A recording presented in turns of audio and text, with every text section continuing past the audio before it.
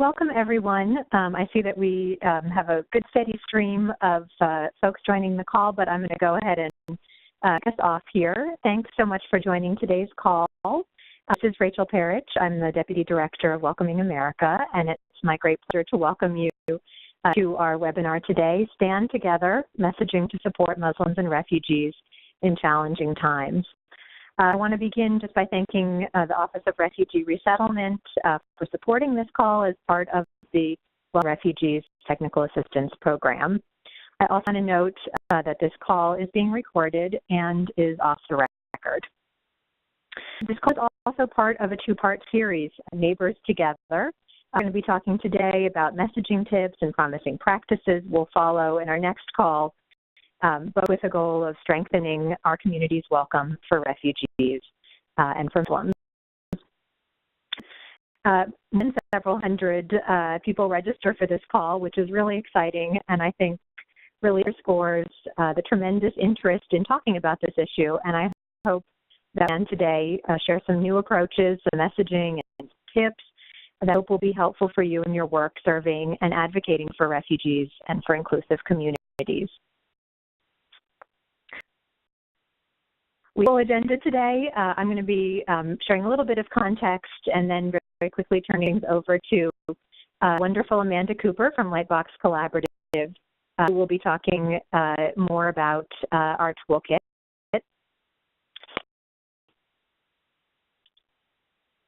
And our objectives for today are we hope that you'll walk away with an understanding of the importance of communications in welcoming Muslims and refugees during challenging times, with better understanding of some of the core messaging strategies and principles around this issue. And we also hope that you'll have some ideas of how to apply these strategies in a local context. And I want to begin by just acknowledging that this is not an easy time to be doing this work. It's also not an easy time for one who is themselves an immigrant, a refugee, a Muslim American.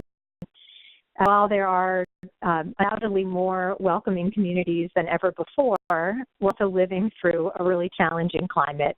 A lot of negative rhetoric all around us, which means that we're seeing more children being bullied in school. By some studies, 50% of Muslim American children are reporting being bullied in school. We're seeing their parents being attacked verbally and physically simply because of where they came from or the religion they practice or are perceived to practice, something which I think we all can agree is wholly un-American. It's also tough times for the folks that we're trying to reach, people whose communities are changing, who've been hit by the economy, who have fears and real concerns, and having some empathy for that is important too. That to say, this is a challenging time, and for those of us who are working to create more inclusive communities, that's also something that's not new in the arc of American history. But what is new, and what I think is exciting and encouraging, is we now have some tools to help us meet that challenge and shape a better future. And that's the exciting opportunity that's before us, which is to be able to help our communities really live up to their values. And so by applying some of these tools so that we can step up in a smart and proactive way, we can be backlash to the backlash. So today we'll be talking about some of the strategies, and by joining this call, you'll be getting a sneak preview with a copy of our new toolkit on this topic and also a copy of the slides afterwards. I would say before I turn things over to Amanda, the messages that you're going to be hearing today have been inspired by some of the latest insights and findings from some research that's been done, Rethink Media, and some recent public opinion polling data from the Public Religion Research Institute and Brookings Institution. You'll also be seeing some language that may feel familiar. We've also been drawing from the past work that Welcoming America has done through some of our other communications toolkits like America Needs All of Us, Reframing Refugees, Stronger Together, and we hope that these can all continue to be helpful for you. So please feel free as we move along to chat us your questions throughout. We'll be doing some Q&A at the end of Amanda's presentation. Please share your thoughts and examples as well. And with that, I want to turn things over to Amanda Cooper from Lightbox Collaborative. Thank you so much, Rachel, and thanks everybody for joining in today. And thanks for the work that you're doing. This welcoming work means a lot to me as a child and grandchild of immigrants. And I just can't thank you enough. And I also want to thank Welcoming America for offering us this opportunity to be the backlash to the backlash. I love that, Rachel. That is a wonderful thing to be able to contribute to. And I thank Welcoming America and the Office of Refugee Resettlement for letting us be a part of this. We encountered this quote as we were starting to work on the toolkit from F. Kennedy Jr. talking about a much different time where he says, all of us might wish at times that we lived in a more tranquil world, but we don't. And if our times are difficult and perplexing, so are they challenging and filled with opportunity.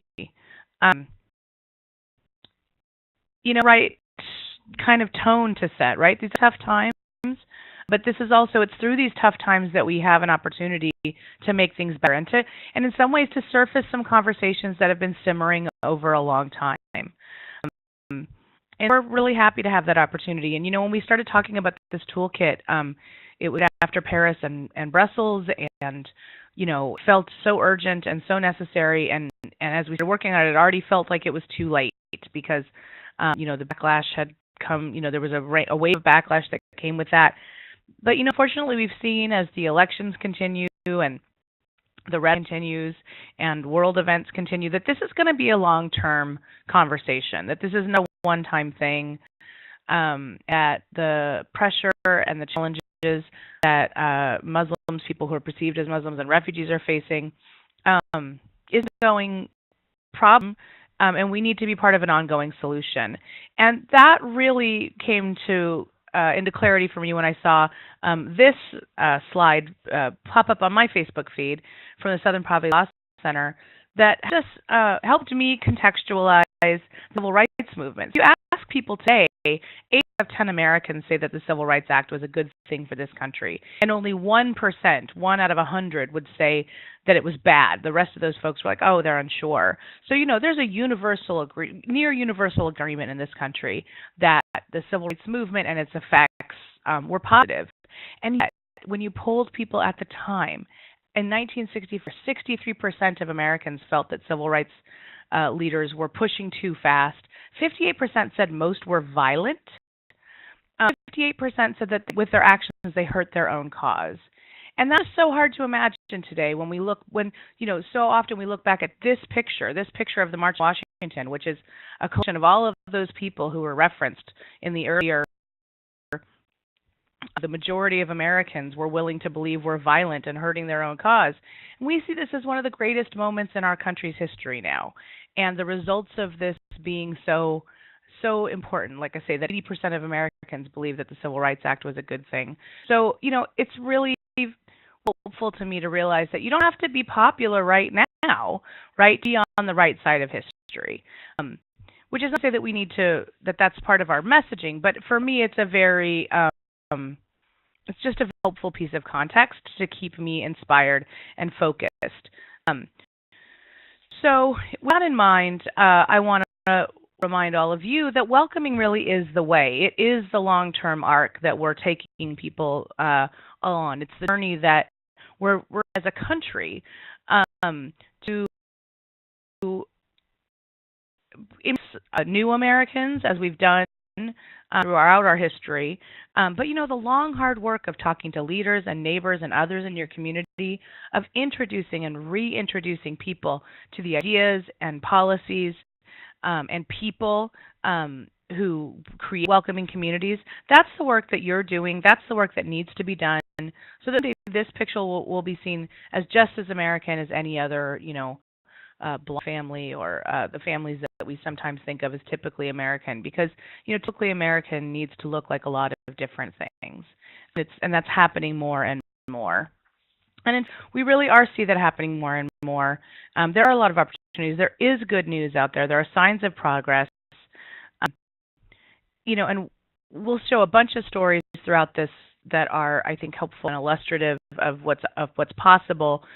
But one example here is this Honey Maid campaign. So they make graham crackers and other products maybe, but all I really know about is the graham crackers. It's their signature product, I would guess. And they like to believe that their product is wholesome, right? It's made from whole grains. It's not like other cookies.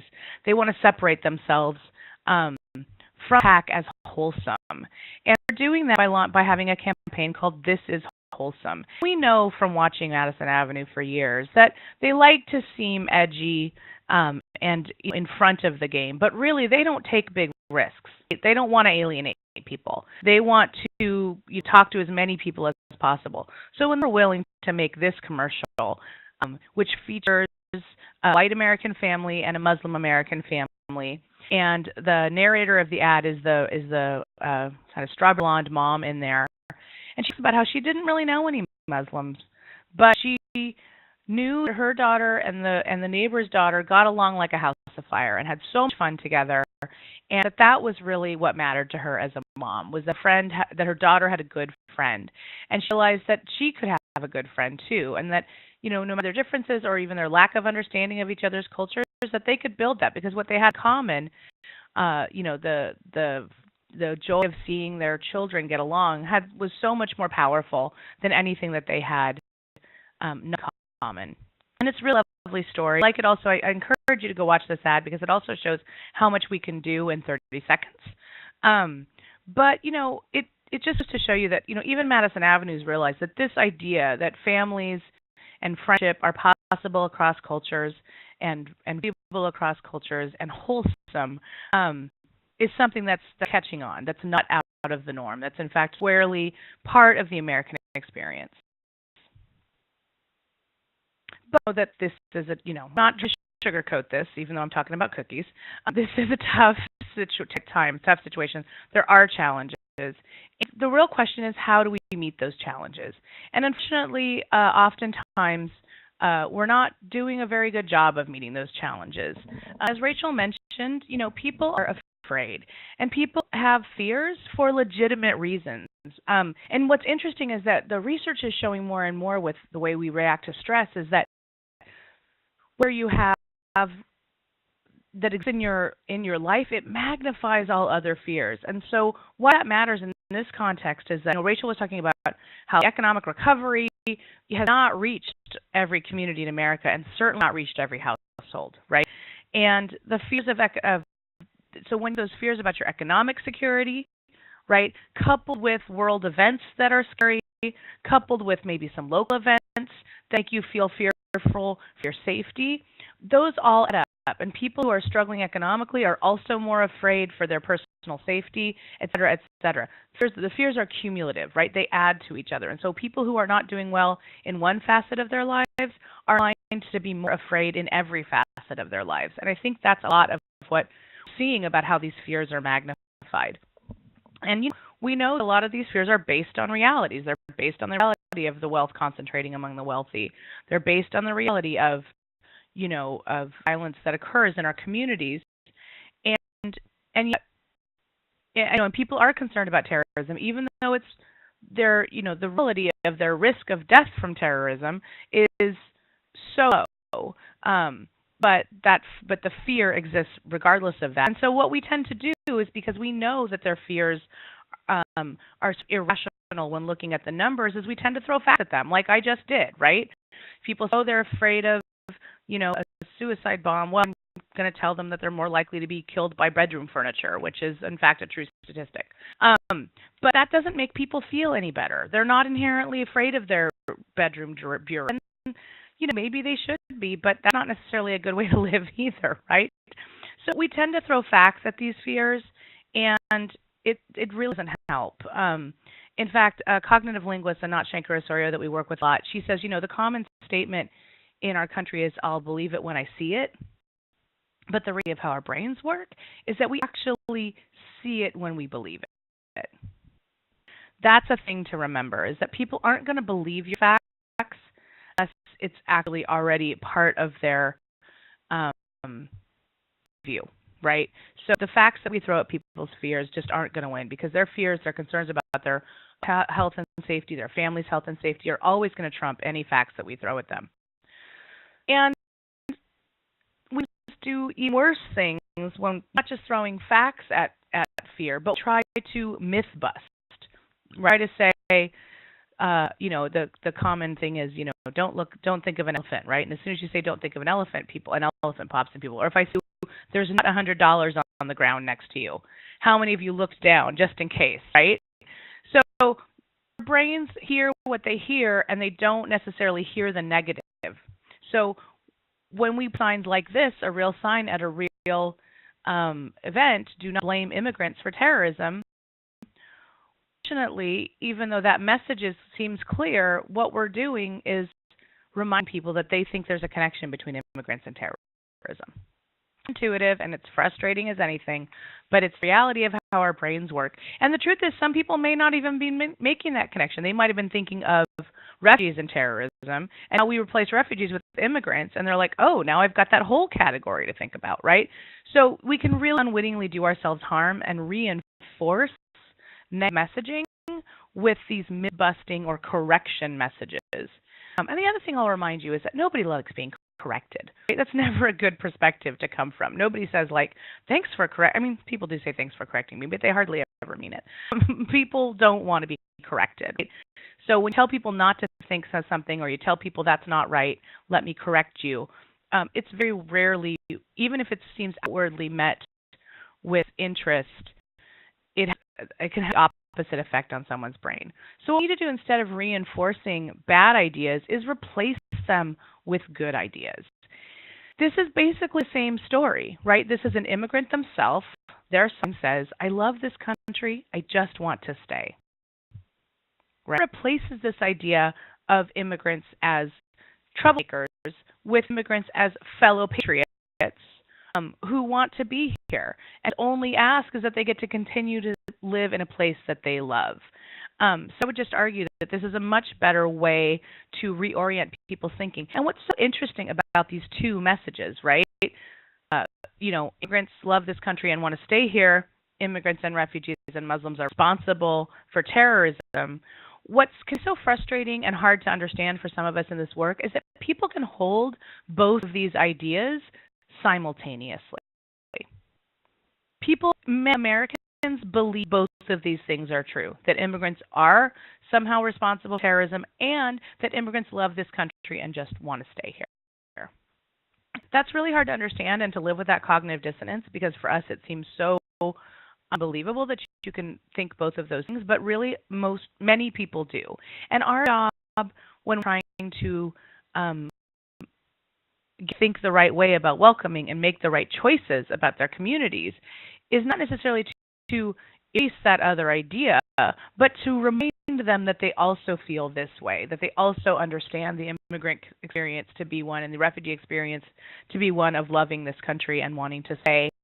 And that's the belief and the value system that we need to reference when we're thinking about how to create our communities. So we want to replace people's bad ideas, or we just want to reinforce the right good ideas instead of reinforcing the bad ideas. A lot of explanation for this in the toolkit, but sort of some context for what you will and won't see in the toolkit. Because in the toolkit itself might be some things that you expect to see in terms of myth busting that you're not going to see, and that's why. Because we really don't want to reinforce some of the stuff that's out there. We want to replace it, and that's what we've tried to offer. So what's in the toolkit? The toolkit has 4 elements, or elements, but one is really just thinking about audience. When you're doing messaging, the question is always, who are you talking to, and what motivates them? What do they care about? These messages aren't for you. They're not for me. They're for what we're calling in here the movable middle. And who's that? So the movable middle is there's a bell curve, right? I mean, if you think about technology, right, there's always the guy on your block who has to have the latest thing. And he's always got the newest thing, and he's got beta version, and he's got the version that no one else has even seen yet. He's an early adopter, right? And then there's the people who kind of pick up on that and see that, and they get the next version. And there's people who come along behind them, and that's my mom who held on to her BlackBerry until it finally just stopped about 6 months ago. But there's that, those laggards who come along. And then there's the folks who only do it, there's folks who still have a rotary phone in their house until it finally just stopped working, right? So we need to think about the people, we think about those first few groups, right? The early adopters are you, right? You are the welcomers in your community. You are the trailblazers. So you need to be excited about this messaging and willing to carry it, although it's not necessarily the messaging that moves you to begin with, right? And then I think, who are the next group of folks? Who are folks who are with you but just need some reinforcement? And then who are folks that are on the fence? Maybe the folks that I was talking about who can kind of simultaneously hold both of those ideas, right? Not the people are convinced that immigrants and refugees are all bad for this country, and and yes, maybe there was a time when we needed newcomers, but that time is over, and we need to build a wall and close the doors and all of that rhetoric. Those are people. We're never going to get them, and the best thing we can do is isolate them and show that they are that's not how most Americans feel, that's not the history of this country. And so we don't want to spend a lot of time thinking about them. We want to spend more time thinking about that movable middle. And we know they're out there because we talk to them every day. And then importantly, once we've identified who those audiences are and we need to get to know them. We need to really understand them. What are their real fears and concerns? What are their barriers to doing the right thing? What are motivators? What keeps them up at night? What makes them smile? Get to know those audiences, and we have several tools in the kit for helping you do that. Really, what first keys? Then we've got some messages. There's some general ideas about messaging in there that will look familiar to anybody who's seen one of these messaging toolkits before. And then there's some themes that work, some ideas that we know are resonating with folks. So one that now is actually the time to commit to deeper welcoming, right? That we've been doing welcoming work, and it can be tempting to pull back in challenging times, but in fact, that's the wrong move. The right move is to go deeper and commit more. And some of the messages that follow that in there are, right now we have the opportunity to reaffirm our founding principles, including freedom of religion, and to be more, not less, welcoming to people no matter where they come from or how they choose to worship. We know it's not what you look like or where you were born that makes you American. It's how you live your life and what you do that defines you in this country. And it's everyone's responsibility, the media, society, and politicians, and regular people like us, to make sure our democracy reflects our value of welcoming people of all origins, backgrounds, and faiths. Because despite the very real challenges we face, we have seen so much progress, and we embrace what's next in the work to build inclusive, thriving communities, right? We're making progress. Our communities are getting stronger. Now is the time to continue in that vein. The theme that works is the idea that people of all faiths stay together. And in truth, the idea about faith as a general concept rather than kind of listing various religions seems to really resonate with people. It's also very important to include the idea that freedom from, to not worship is also valued. And that becomes very important too if you're talking to millennials, because we're showing that they are some of the less affiliated, younger people are less and less affiliated with organized religion.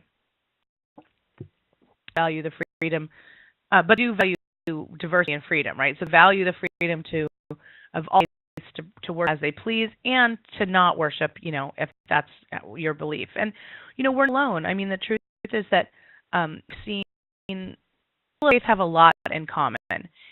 And America has a long tradition of welcoming all religions.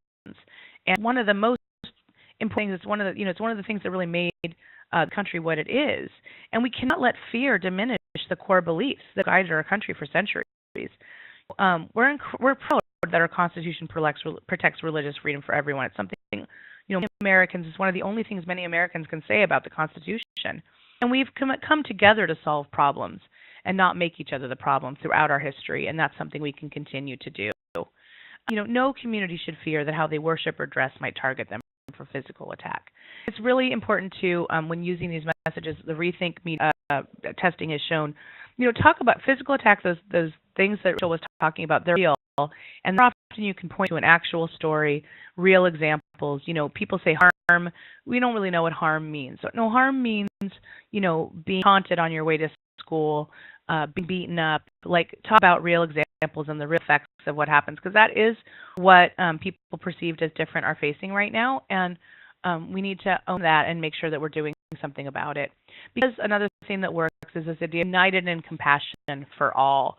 And you see this particular resonant with folks in the military. And I don't know if you can read this very well, but this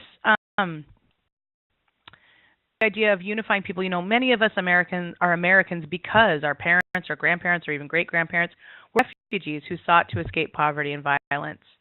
So many types of people contribute to our country, from serving in the military to opening small businesses.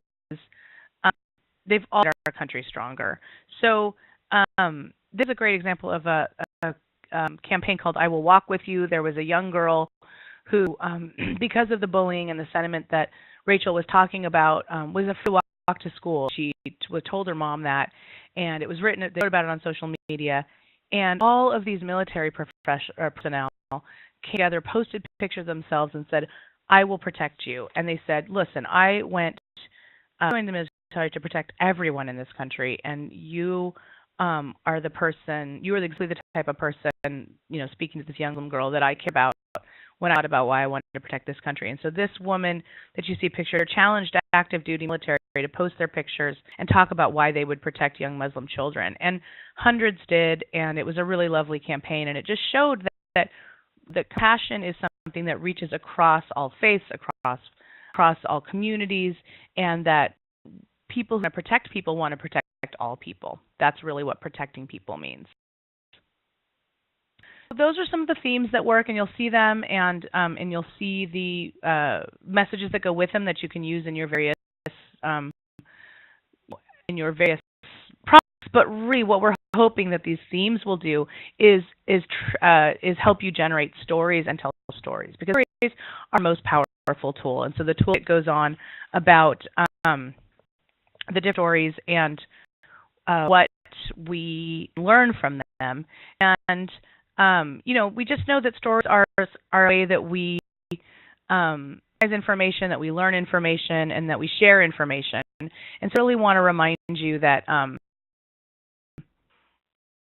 to get to people. And just as an example of showing, not telling, which is what we want to do and what I want to encourage you to do, is we want to share this short story, this short kind of photo essay, which is a response to the attack in Orlando at the LGBTQ club. And a lot of times when violence like that happens, people issue statements and they talk about their thoughts, prayers, and that's a lot of words, right? What this guy did was something different. He went down to the local blood bank and he donated blood. And it was particularly difficult for him because he is Muslim and it was in the middle of Ramadan, and so he had been fasting. So he was fasting and giving blood, which is a really taxing thing to do physically. But he explains in his story, which was shared 475,000 times, that that mattered to him. That he was willing, that he knew he had to do something. That the story of this, of what had happened to folks in this club was too. He had to take action. He had to do something, and so he gave blood, and he encouraged all people to give blood, especially Muslims who want to show their support for the LGBTQ community. And it's a short story. It's a powerful story. It's a visual story, but not even that's not such a beautiful photo. But this really resonated with people because it showed what compassion looked like, as opposed to just saying we have compassion. So there's lots of opportunities like that, and we want to encourage people to be taking them. And then the next section of the toolkit is about the tough questions and the tough conversations. We know that all of this is well and good, and the stories are great and lovely. But what about when you go into that meeting with the mayor who's sick of the angry phone calls, the neighbor who just can't admit that he's wrong? Those are tough conversations. And so we've created some scripts for them, not because we think that they'll be scripted conversations, but because we want to show you the tools in action and some samples of how to use the messaging, where to put in stories, the types of stories to put in. Because that we just want to show that, you can put these in action. And then and how to pivot, right, away from the gloom stories, away from the focus on blaming, and into building community. And so the conversations also are in there to show you how to pivot. And I forgot to say, too, in the stories, we also have some examples from the field of stories theme stories that match up with the message themes. So that'll also help you figure out how to gather your own stories from your community that reflect the themes of the messaging, then incorporate them into these tough conversations, which the tough questions section is for. And then there's also some tools in there to help you think tough talks, because we know that the scripts aren't perfect, but they for these different target audiences that we thought about. So faith leaders and community leaders and folks like that. And then there's ideas for how to get to know your own tough audiences. So those are really the main elements of the toolkit. It's an exploration of the audiences. It's a share of winning messages. It's a discussion of the power of stories and the way and some tips for how to gather and organize your own stories so that you can start populating your conversations with the real stories of folks in your communities. It's the tough questions and our best answers to them. There's a sidebar about sort of choosing words carefully and some of the traps that we can fall into with myth-bustings and things like that. And then there's some wonderful resources in the appendix. Some of the rethink stuff that Rachel talked about, the other toolkits we've worked on, and some other really good stuff to help you if you want to do kind of further reading and learning on these ideas. So really our goal is to make your tough jobs easier if at all possible. We know how difficult the work you're doing is in the environment that you are in, but we also know how important it is, how critical it is to the future of this country. And I thank you for doing it, and I thank you for an opportunity to think about how we could help you. So that is all I have to say. That's prepared remarks, and then I'm more than happy to take questions and hear your thoughts about what we've talked about. So I want to open it up. Please chat your questions in, and we definitely want to get your tough questions. I've just put a question out to all of you to see some of the tough questions that you're getting in your community. Hopefully we can get Amanda's help in thinking about how to reframe some of those. Before we do that, I just want to recap a little bit and share a couple of other things. One, heard and appreciated in Amanda's presentation is around this idea of really leading with our values as opposed to leading with facts and not repeating, but really reframing. And I think you'll find in the toolkit, once you get a copy of that, some good specific language to help you do that. Another thing that Amanda touched on that I think is really powerful is this idea of showing and not telling, really sharing stories. Some of you have been chatting in some examples of that. For example, we heard from James in his community. A nonprofit group has been developed by the local Muslim refugee community, which has been making a real impact in getting good press.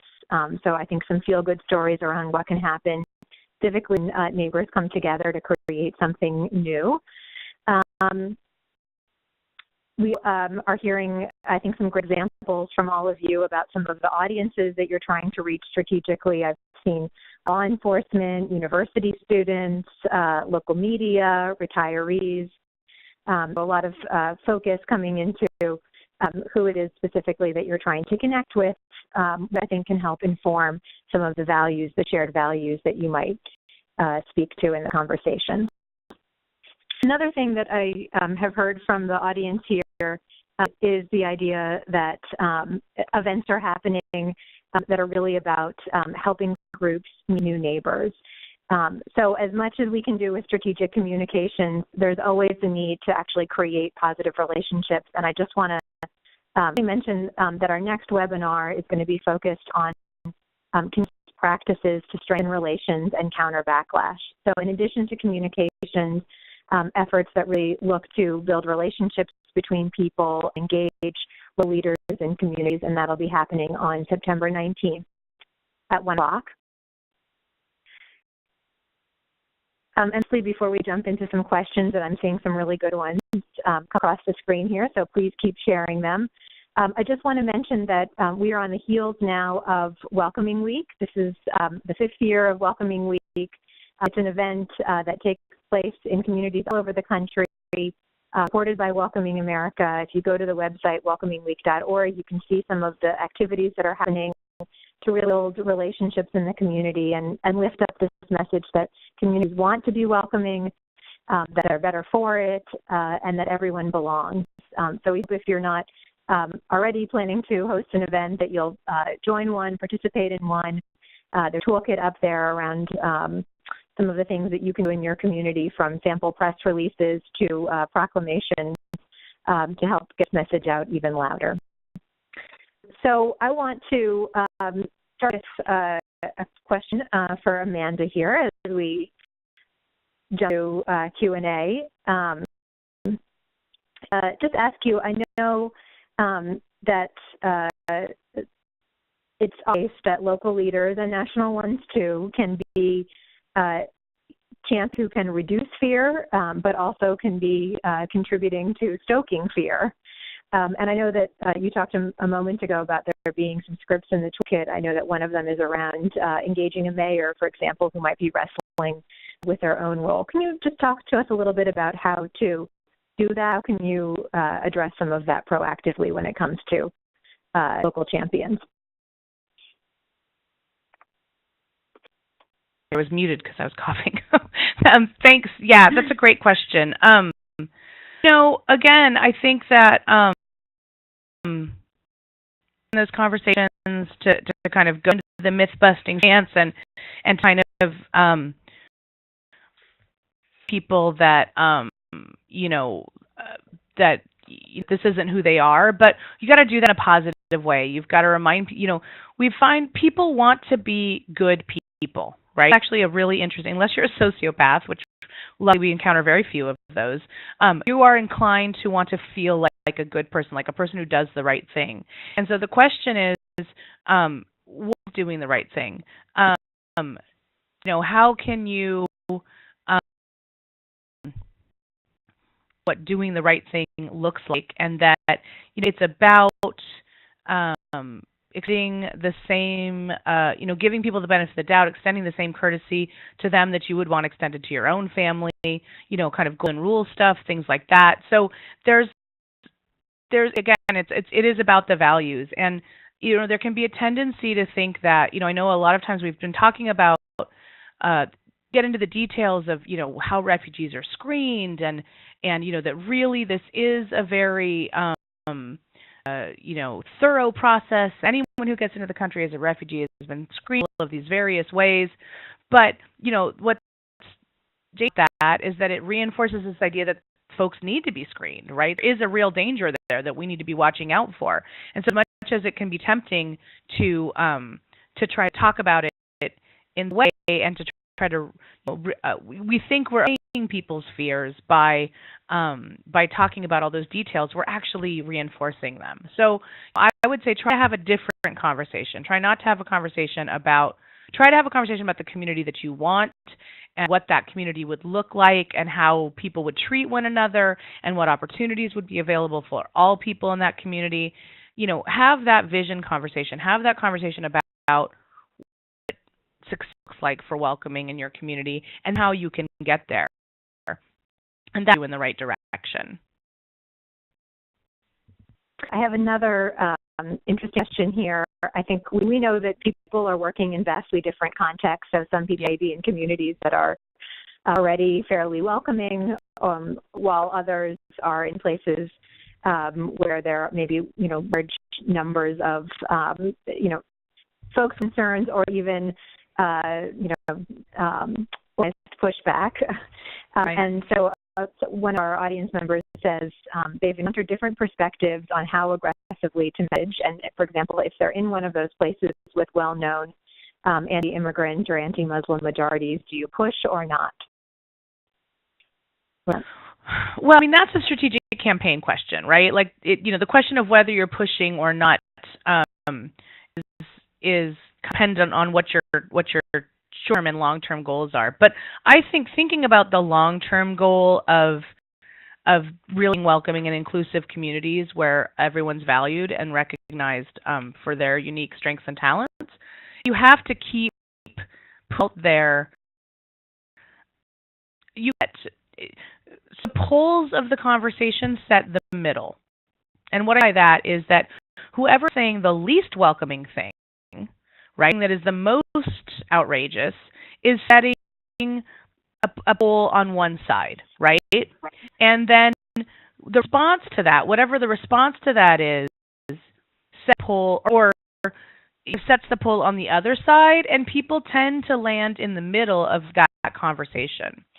So if you are countering a conversation about, kicking people out of your community with a conversation that just says, no, let's let the people who are already here stay, middle of that conversation ends up being, let's let most people stay. I'm creating examples here just for the sake of trying to explain. So we think an obligation to figure out where we want the middle to be, to not give up our values, acquiesce to where the middle currently is. So, I think we have to continue speaking to our values and talking about what welcoming looks like, what it would be to be truly welcoming, how that is our history and our commitment and our values as a country, to really stay out there and keep that drumbeat going, because that's how you pull that middle into a change that makes more sense, right? Does that I know you understand what I'm saying, so I'm wondering if you can help me clarify. Are you getting what I'm saying there? I think that's great, Amanda. And what I'm taking from that is just that we need to be aggressive in pushing no matter what. I think that's part of the idea of being proactive. But what it looks like could be vastly different in different contexts. And I think just another example of that is, in communities, that have already gotten to let's say, a level of kind of tolerance, don't want to stop there. We want to be, the action maybe geared more toward, really trying to create more inclusive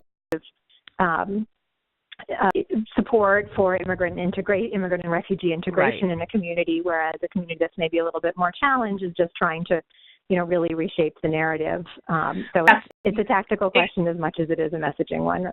Exactly. So there's a tactical question of sort of what your campaign goals look like that's based on your environment. But I would say your messaging and your ultimate values shouldn't be swayed by that environment, right? Because this messaging and this conversation and our values around welcoming are consistent, right? We need to be consistent about them.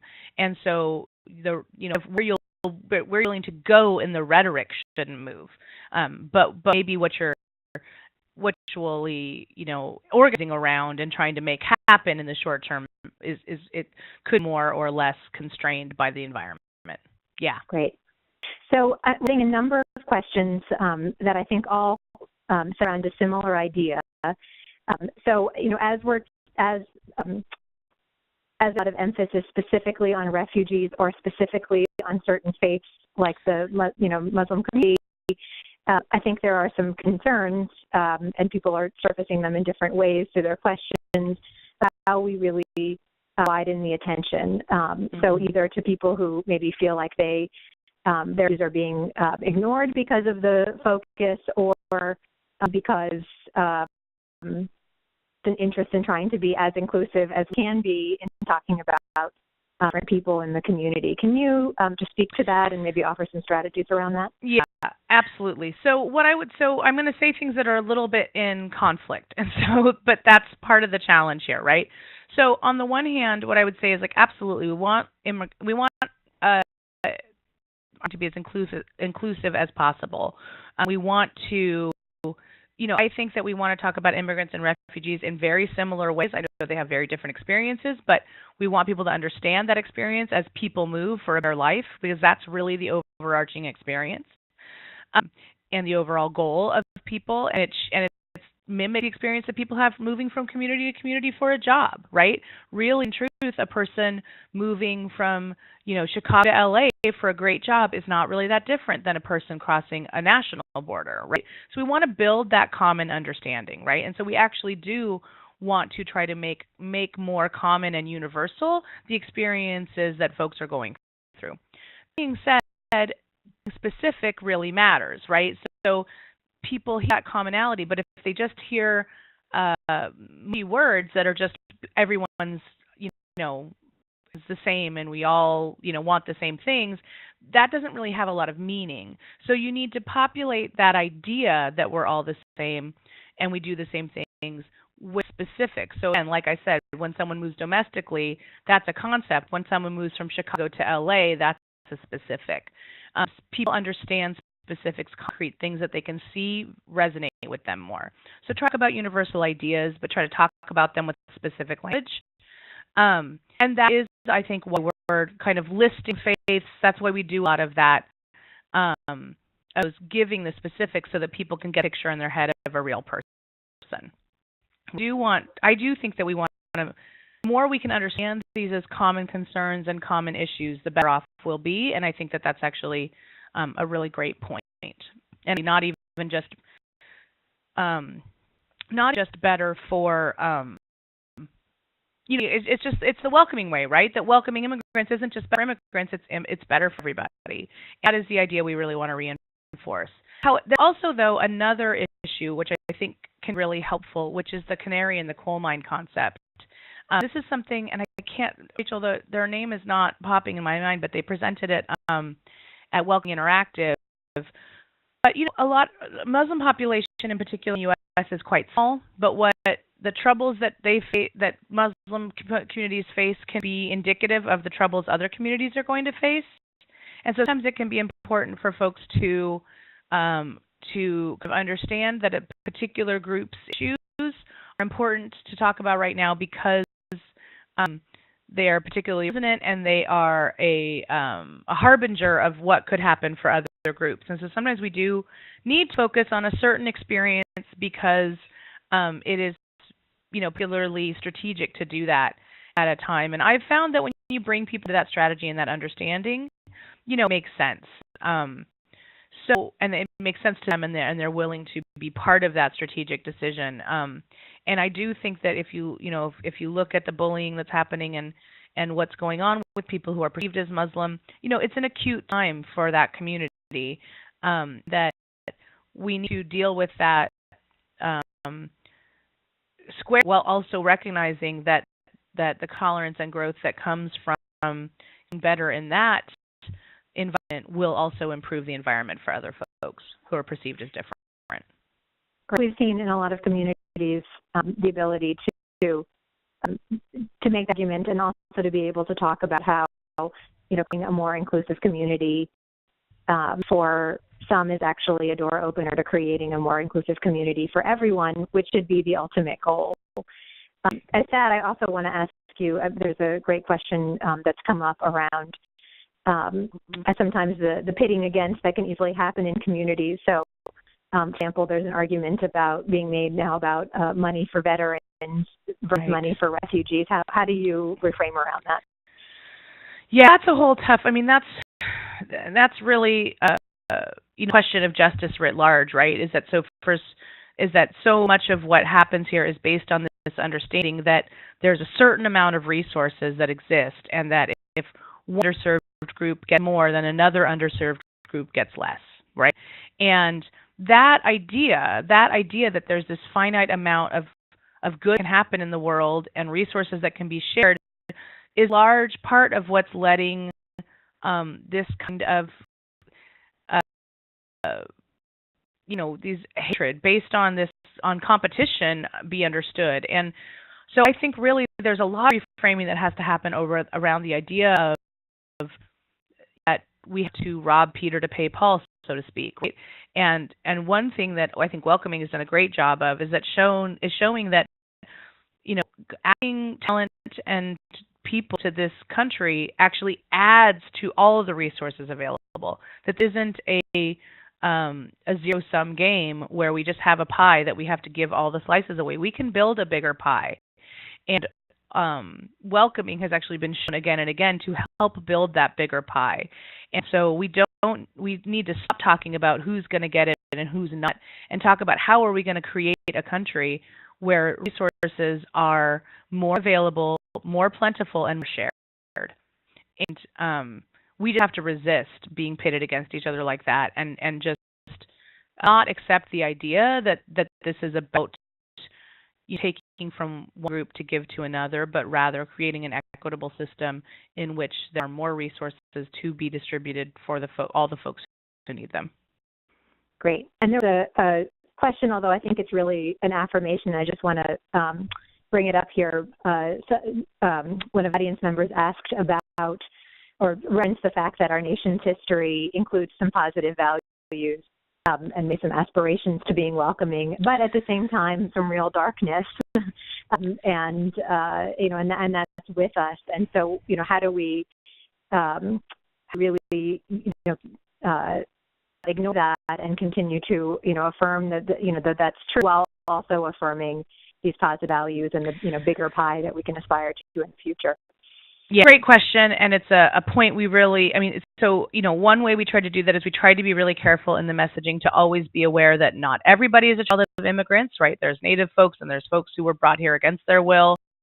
That immigrant experience is not a universal experience, and that and that there is a lot of, but to say that as a country we have the goodness of our story is that we've been so much darkness, but there's been progress. There's constant progress. And that's what we've tried to reinforce.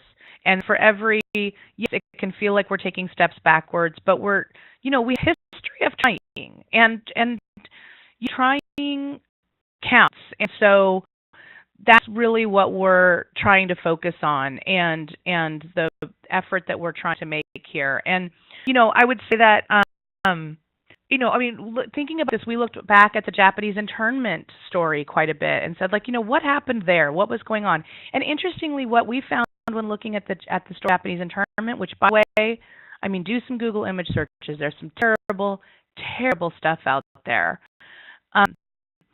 Just the rhetoric that was going on and the jokey, the jokey call for murder. And it's really disheartening. And the amount of political pushback on internment was almost non-existent. There was almost no organized resistance to it. There was no national politician speaking out against it. There were a few local politicians. So it's a dark, dark time. And it's what I found was that I was encouraged that at least it wasn't. We're better than that now. At least people resist those ideas now. We haven't gotten to that. As bad, it was a Republican who apologized for internment, so yes, the story has many dark moments, and you can really dig in and get pretty out about it. But there's also things to be learned there that, that progress is possible. I think, all of us are doing this work in the context of large of histories in the communities that we're working with. And I think continuing to remember that as part of that history, there are many people in our communities, not just refugees, not just immigrants, who feel unwelcomed because of that history. I think is an important thing to acknowledge as well. And I think can really strengthen work when we're able to build relationships across that. People can become our biggest allies too. I want to ask another question that's come up around providing statistics and how to do that maybe strategically. Somebody says they've noticed that, in addition to stories, that statistics can be an effective strategy to communicating the facts. What are your thoughts around that, and do you have any suggestions in terms of resources? I do have suggestions for how to use statistics. I don't have any resources at my fingertips, but so the way to make there's a couple tips to using statistics, which I agree can be very effective. One, to wrap it in a story, so people are more inclined to believe a fact if it's wrapped in a story. So, like I told the story, for example, when I talk about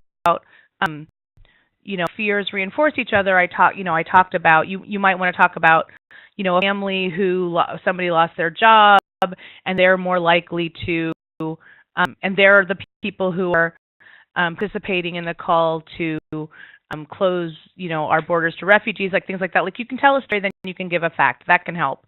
The other thing I will say is that you are introducing a new idea through a fact, right? So the thing that facts don't do is they don't change existing opinions. If you have an existing opinion that you believe is fact-based, because we all believe that we're fact-based, even though we're not. If you have an existing idea that you believe is fact-based, another fact won't change that belief. But if I'm introducing a new idea, right, then, or reinforcing one of these dissonant ideas that people have, then a fact can help you reinforce that.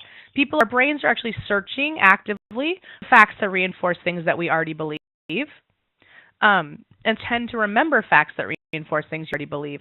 So if you're helping shore up a belief, or again, you know that people have things sort of notion about people and you want to reinforce it, then stats can do that really well. Or again, introducing a totally new idea, something they really haven't thought about yet, a stat can help make that more believable. What we don't want to do is say, when someone says, I'm afraid of terrorism, to turn around and say, well, your chances of being killed by a terrorist event are 3 in 1 million. That doesn't change how they feel. So that's that's the difference. I hope that's very helpful. Very well. And I want to just pick up on the thread of some resources. So on this call is with a local resettlement agency, obviously tremendous sources in reaching out to partners on the ground who have been doing this work as resettlement agencies. And I know in a couple of places, Columbus, for example, and in the Atlanta region, there's been some great work done to pull data specifically around the economic impact of refugees and of resettlement. Was a couple of national resources to mention. The American Immigration Council, also for New American Economy, have some great economic impact data. I'm making a lot of reference to a great study out of Colorado called RISE, which I think does a nice job of talking about the long-term integration of refugees and some of the factors that can really accelerate that, including creating opportunities in the community for things that we would want to see, like English language learning or bridging between refugees and the receiving community.